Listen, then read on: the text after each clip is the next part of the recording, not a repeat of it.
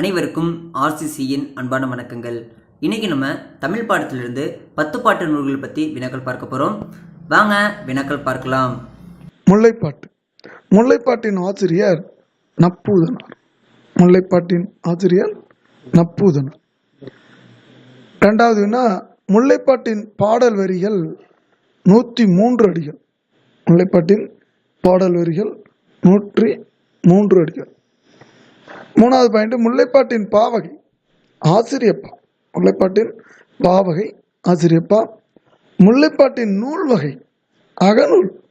முல்லைப்பாட்டு நூல் வகை அகநூல். அஞ்சாவது பாயிண்ட், 10 பாட்டில் சிறிய நூல் முல்லைப்பாட்டு. 10 பாட்டில் முல்லைப்பாட்டு தான் குறைந்த அடி, வெறும் 103 அடிகளை கொண்ட சிறிய நூல். ஆறாவது பாயிண்ட், முல்லைப்பாட்டின் வேறு பெயர் நெஞ்சாற்றுப்படை. முல்லைப்பாட்டின் வேறு பெயர் நெஞ்சாற்றுப்படை. ஏழாவது பாயிண்ட், முல்லைப்பாட்டு தலைவனின் வரவை எதிர்நோக்கும் தலைவியை பற்றி கூறுகிறது. முல்லைப்பாட்டு தலைவனின் வரவை எதிர்பார்க்கும் தலைவியை பற்றி கூறுகிறது. எட்டாவது பாயிண்ட், கார்காலத்தை சிறப்பித்து கூறும் நூல் முல்லைப்பாட்டு. கார்காலம்னா மழைக்காலம், அந்த மழைக்காலத்தை பற்றி சிறப்பித்து கூறும் நூல் முல்லைப்பாட்டு. ஒன்பதாவது பாயிண்ட், பாசறை அமைப்பை பற்றி கூறும் நூல் முல்லைப்பாட்டு. பாசறை அமைப்பை பற்றி கூறும் நூல் முல்லைப்பாட்டு. அடுத்து மதுரை காஞ்சியை பற்றி பல்வேறு தகவல்களை பார்க்கிறோம். ஒன்றாவது பாயிண்ட், மதுரை காஞ்சி நூல் ஆசிரியர் மாங்குடி மருதனார். மதுரை காஞ்சி நூல் ஆசிரியர் மாங்குடி மருதனார். இரண்டாவது பாயிண்ட், மதுரை காஞ்சி பாடல்கள் 782 அடிகளை உடைய பெரிய பாடல். மதுரை காஞ்சி பாடல் 782 அடிகளை கொண்டது. மூன்றாவது, மதுரை காஞ்சி பாவகை வஞ்சியடி கலந்த ஆசிரியப்பா. மதுரை காஞ்சி பாவகை வஞ்சியடி கலந்த ஆசிரியப்பா. மதுரை காஞ்சி நூலின் நூல் வகை புறநூல் வகை. மதுரை காஞ்சி நூல் வகை புறநூல். மதுரை காஞ்சி நூலின் பாட்டுடைய தலைவன் தலையாளங்கானத்து செருவென்ற பாண்டிய நெடுஞ்செழி. தலையாளங்கானத்து செருவென்ற பாண்டிய நெடுஞ்செழியன். ஆறாவது பாயிண்ட், 10 பாட்டின் மிகப்பெரிய நூல் எதுன்னு கேட்டால் மதுரை காஞ்சி. மதுரை காஞ்சி நூல் தான் 10 பாட்டில் மிகப்பெரிய நூல் ஆகும். ரெண்டும் ஒரே தான், மாற்றி கேட்பாங்க. எட்டாவது பாயிண்ட், நிலையாமை பற்றி கூறும் நூல் மதுரை காஞ்சி.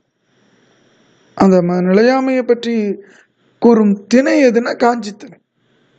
நிலையாமை பற்றி கூறும் நூல்னா மதுரை காஞ்சி. நிலையாமை பற்றி கூறும் நூல் திணை எதுனா காஞ்சி திணை. 10வது பாயிண்ட், பெருகு வளமதுரை காஞ்சி கூடற்ற தமிழ் என்றும் கூறப்படும் நூல் மதுரை காஞ்சி. பெருகு வளமதுரை காஞ்சி என்றும் கூடற்ற தமிழ் என்றும் கூறப்படும் நூல் மதுரை காஞ்சி. நாலங்காடி எனப்படும் பகல் நேர கடைகளும் அல்லங்காடி என அழைக்கப்படும் இரவு நேர கடைகளை பற்றியும் கூறும் நூல் மதுரை காஞ்சி. 12வது பாயிண்ட், மதுரையில் உயிர்காட்சி சாலை இருந்தது என கூறும் நூல் மதுரை காஞ்சி. மதுரையில் உயிர்காட்சி சாலை, அதாவது விலங்கியல் பூங்கா இருந்ததை சொல்லக்கூடிய நூல் மதுரை காஞ்சி. 1வது வினா, பட்டினப்பாலை நூலின் ஆசிரியர் கடியலூர் உருத்திரங்கண்ணனார். பட்டினப்பாலை நூலின் ஆசிரியர் கடியலூர் உருத்திரங்கண்ணனார். இதை எப்படி ஞாபகம் வச்சுக்கலாம்னா, இந்த பாலைவனம், பாலைவனத்தில் வெயில் அதிகமாக இருக்கும், அது கண்ணை உறுத்தும், அதனால உருத்திரங்கண்ணனார். 2வது பாயிண்ட், பட்டினப்பாலை நூலின் பாடல்கள் 301 அடிகளை கொண்டது. எத்தனை அடினா 301 அடிகளை கொண்டது பட்டினப்பாலை. 3வது பாயிண்ட், பட்டினப்பாலை நூலின் பாவகை வஞ்சியடி கலந்த ஆசிரியப்பா. பட்டினப்பாலை நூலின் பாவகை வஞ்சியடி கலந்த ஆசிரியப்பா. பட்டினப்பாலை நூலின் வகை அகநூல் வகையை சார்ந்தது. பட்டினப்பாலை நூலின் வகை அகநூல்.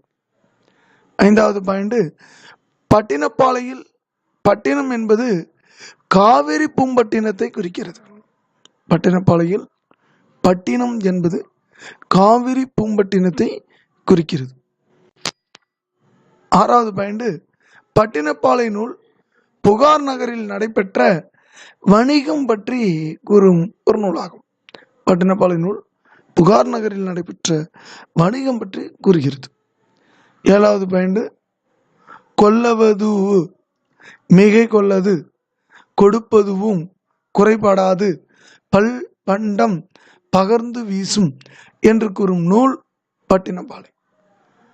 கொள்வதுவு மிகை கொள்ளாது, கொடுப்பதுவும் குறைபடாது, பல் பண்டம் பகர்ந்து வீசும் என்று கூறும் நூல் பட்டினப்பாலை. அடுத்து மலைபடுகடாம்.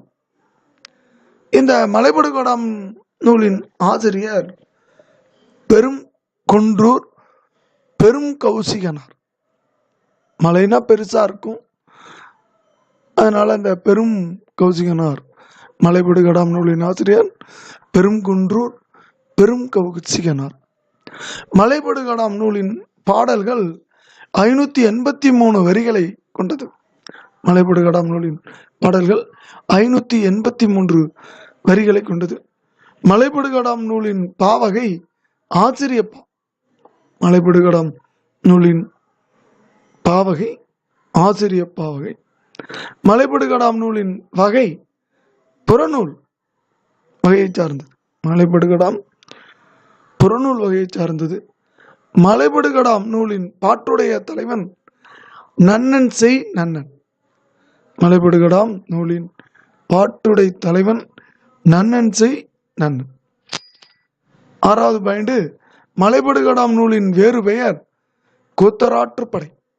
மலைபடுகடாம் நூலின் வேறு பெயர் கூத்தராற்று படை.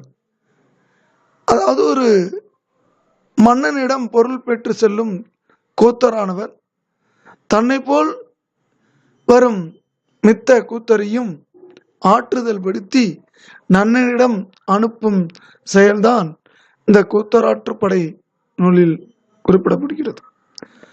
7வது பாயிண்ட், மலைபடுகடாம் நூலின் மலை என்பது யானையையும் கடாம் என்பது ஓசையையும் குறிக்கும். மலைபடுகடாம் நூலில் மலை என்பது யானையையும் கடாம் என்பது ஓசையையும் குறிக்கும். 8வது பாயிண்ட், சிவனை காரி உண்டி கடவுள் என கூறும் நூல் மலைபடுகடாம். சிவனை காரி உண்டி கடவுள் என்று கூறும் நூல் மலைபடுகடாம். 9வது பாயிண்ட், மலைபடுகடாம் நூல் இசைக்கருவிகள் பற்றியும் குறிஞ்சிப்பண் மருதப்பண் பற்றியும் கூறுகிறது. மலைபடுகடாம் இசைக்கருவிகள் பற்றியும் கூறுகிறது, குறிஞ்சிப்பண் மற்றும் மருதப்பண் பற்றி கூறுகிறது. 10வது பாயிண்ட், மலைபடுகடாம் நூலில் நன்னனின் மலை நவீரமலை என்று குறிப்பிடப்பட்டுள்ளது. மலைபடுகடாம் நூலில் நன்னனின் மலை நவீரமலை என்று குறிப்பிடப்பட்டுள்ளது.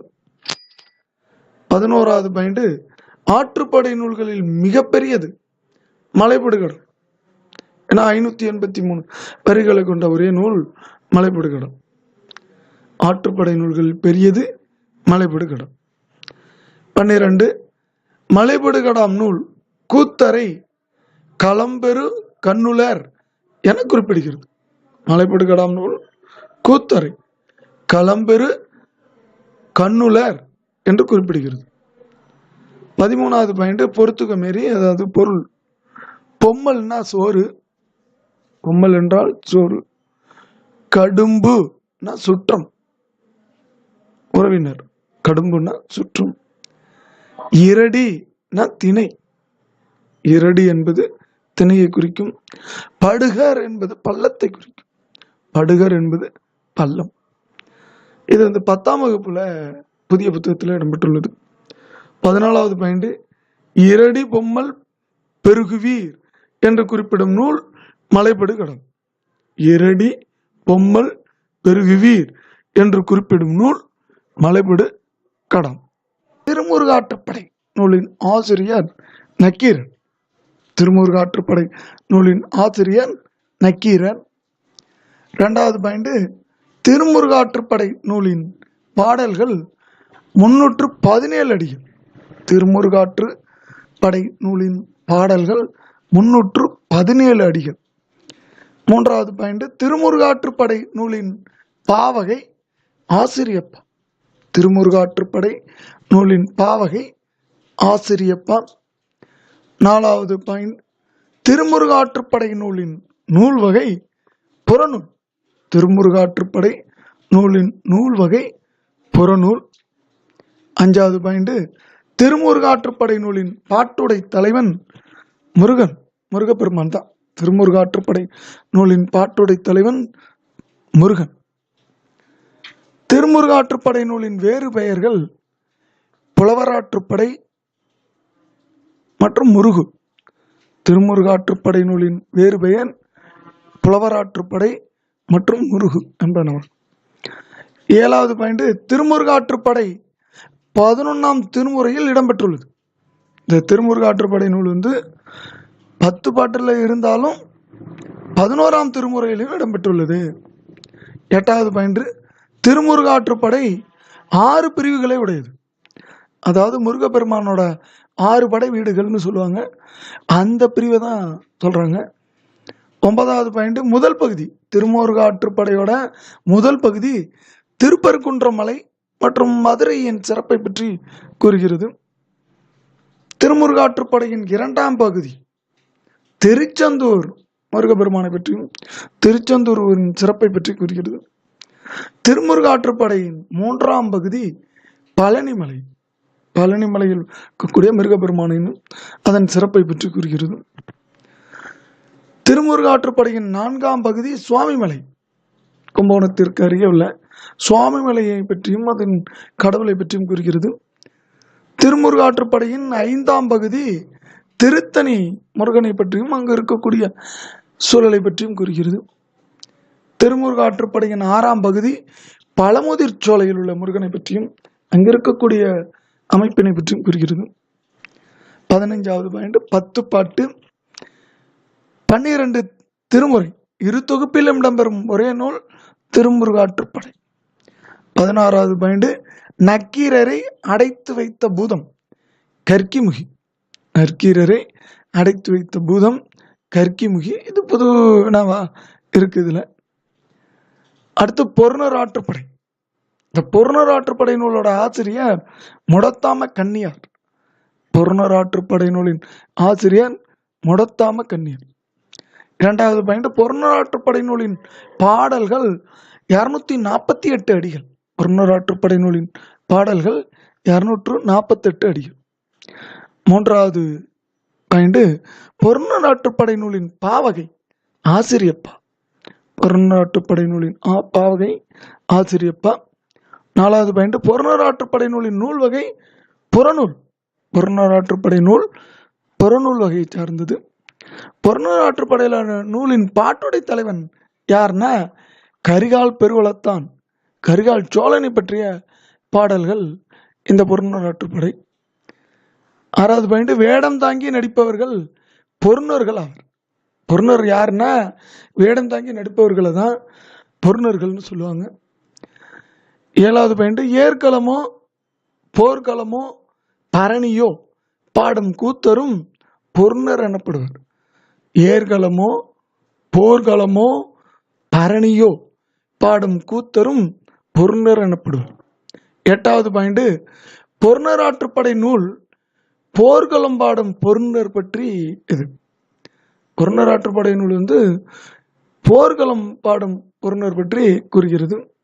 9வது பாயிண்ட், இசைக்கலைஞன் ஏழின் தலைவன், ஏழிசையின் தலைவன் எனப்பட்டான். இசைக்கலைஞன் ஏழின் தலைவன், அதாவது ஏழிசையின் தலைவன் எனப்பட்டான். 10வது பாயிண்ட், கரிகார் பெருவளத்தானின் சிறப்பு பற்றி கூறும் நூல் பொருணர் ஆற்றுப்படை. காவிரியின் மேன்மை பற்றி கூறும் நூல் பொருணர் ஆற்றுப்படை. இந்த பொருணர் ஆற்றுப்படை கரிகால் பெருவளத்தான், கரிகால் சோழனோட சிறப்பை பற்றியும் கூறியது. அடுத்து காவிரியோட மேன்மை பற்றியும் கூறும் நூல் பொருணர் ஆற்றுப்படை. இந்த பொருணர் ஆற்றுப்படையில ஒரு சிறப்பம்சம் என்னன்னா, விருந்தினரை 7 அடி நடந்து வந்து வழி அனுப்பும் பண்பு பற்றி கூறும் நூல் புறநர் ஆற்றுப்படை.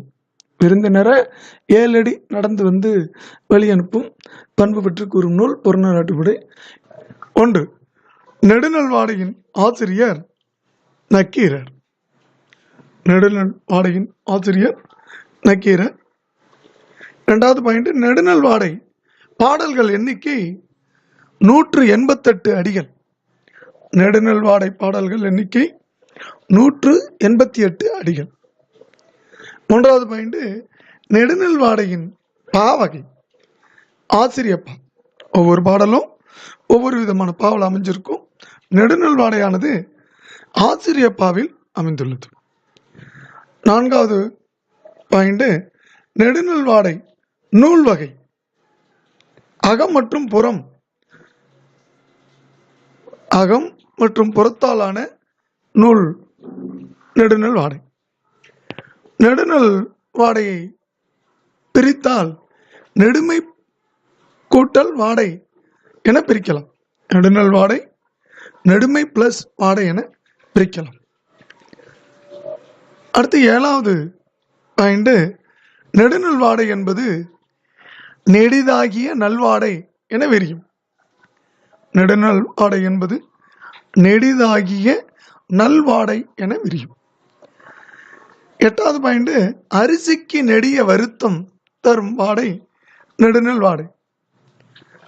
அரிசிக்கு நெடிய வருத்தம் தரும் வாடை பாண்டிய மன்னனுக்கு நல்வாடை எனப்படுவது நெடுநல்வாடை. 9வது பாயிண்ட், பூவின் மலர்ச்சி கொண்டு பொழுதறியும் வழக்கம் இருந்ததை கூறும் நூல் நெடுநல்வாடை. கிராமத்துல எல்லாம் பார்த்தீங்கன்னா இந்த பூக்கள், பீக்கம்பு பூத்துதுன்னா இந்த நேரம், மல்லிகைப்பூ பூத்துதுன்னா இந்த நேரம், பாகை பூத்துதுன்னா இந்த நேரம்னு அந்த நேரங்களை சொல்லுவாங்க. அது மாதிரி முல்லைப்பூ பூத்துதுன்னா இந்த நேரம்லாம் சொல்லுவாங்க. ஸோ அதை கூறக்கூடிய நூல் நெடுநல்வாடை. 10வது பாயிண்ட், அரண்மனையின் அமைப்பை பற்றி கூறும் நூல் நெடுநல்வாடை. அரண்மனைகள் எவ்வாறு அமைக்கப்பட்டுள்ளன என்று கூறும் நூல் நெடுநல்வாடை. பாண்டிய மன்னன் பற்றி கூறும் நூல் நெடுநல்வாடை. நெடுநல்வாடையில் பாண்டிய மன்னனோட சிறப்பை பற்றி கூறுகிறது. அடுத்து நாம் பார்க்க போற நூல் குறிஞ்சிப்பாட்டு. குறிஞ்சிப்பாட்டு நூலின் ஆசிரியர் கபிலர். அதனாலதான் குறிஞ்சி கபிலர்னு சொல்லுவாங்க. 2வது பாயிண்ட், குறிஞ்சிப்பாட்டு நூலின் பாடல்கள் 261 அடிகள் கொண்டது குறிஞ்சிப்பாட்டு. குறிஞ்சிப்பாட்டு நூலின் பாடல்கள் 261 அடிகளை கொண்ட நூல். குறிஞ்சிப்பாட்டு நூலின் பாவகை ஆசிரியப்பா. குறிஞ்சிப்பாட்டு நூலோட பாவகை ஆசிரியப்பா. குறிஞ்சிப்பாட்டு நூலின் நூல் வகை அகநூல். குறிஞ்சிப்பாட்டுனால அகநூல். குறிஞ்சிப்பாட்டு நூலோட வேறு பெயர் பெரும் குறிஞ்சி என்று வேறு பெயரும் உண்டு. குறிஞ்சிப்பாட்டுக்கு பெரும் குறிஞ்சி என்ற வேறு பெயரும் உண்டு. 6வது பாயிண்ட், ஆரிய அரசன் பிரகத்தனுக்கு தமிழ் அறிவுறுத்தும் பொருட்டு புலவர் பாடிய நூல் குறிஞ்சிப்பாட்டு. ஆரிய அரசன் பிரகத்தனுக்கு தமிழ் அறிவுறுத்தும் பொருட்டு பாடிய நூல் எதுனா குறிஞ்சிப்பாட்டு. குறிஞ்சி திணை பாடுவதில் வல்லவர் கபிலர். அதான் குறிஞ்சி கபிலர் சொல்லுவாங்க. 8வது பாயிண்ட், குறிஞ்சிப்பாட்டு நூலின் குறிப்பிடப்படும் பூக்களின் எண்ணிக்கை 99. குறிஞ்சிப்பாட்டு நூல்ல குறிப்பிடப்படக்கூடிய பூக்கள் எண்ணிக்கை 99 பூக்கள். 9வது பாயிண்ட், குறிஞ்சிப்பாட்டு நூலினை பதிப்பித்தவர் உவேசா.